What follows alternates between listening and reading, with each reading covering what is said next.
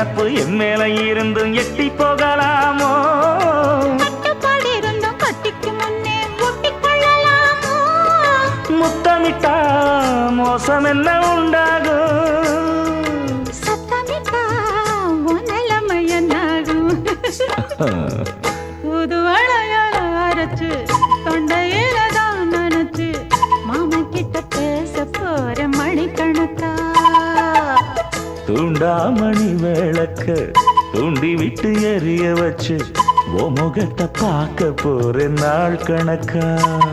அந்த இந்திரன் சந்திரனும் மாமன் வந்தா எந்திரிச்சு நிக்கணும். அந்த ரம்பையும் ஊர்வசியும் மயிலுக்கு தொண்டுகள் செஞ்சிடணும். நான் காட்டாகி ஊட்டாகி மாமனை தழுவி கட்டிக்கணும்.